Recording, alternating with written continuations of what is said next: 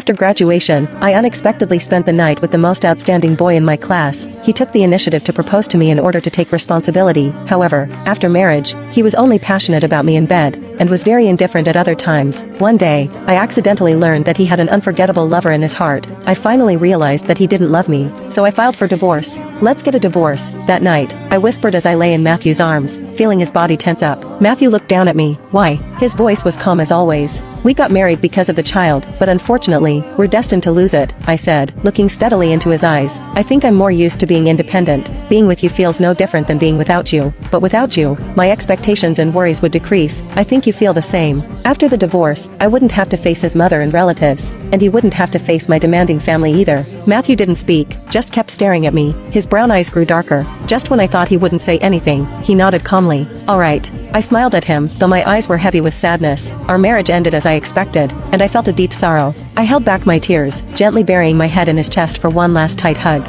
Matthew didn't respond, he just let me hold him in silence. I slowly pulled away. I'm going to take a shower. I quietly turned away, but just as I was about to get out of bed, my arm was suddenly grabbed. I was pulled back onto the soft bed. Matthew kissed me hard, but when he saw the panic in my eyes, he stopped. Anger flashed in Matthew's eyes, but he slowly calmed down. He turned over and lay beside me. Go to sleep, he said, closing his eyes. The next morning, when I woke up, Matthew was gone. I packed my things. Before leaving, I took one last look at the house I had lived in for 2 years. I placed the keys and the divorce agreement on the table, then sent Matthew a message. I've signed the divorce agreement on the table. I've handed the divorce process over to Mr. Sutton. When are you available? Let's finalize it. I'm leaving. Take care. Matthew received the message during a meeting. When he saw it, he was stunned, looking a little distracted. Everyone in the room had never seen him so out of it. Mr. Brock? His assistant Lucille gently reminded him. Matthew glanced at her, calmly put down his phone, and continued speaking. Just when everyone thought he was fine, he suddenly said, "The meeting is over." He grabbed his phone from the table and rushed out of the meeting room. The others looked at each other in confusion.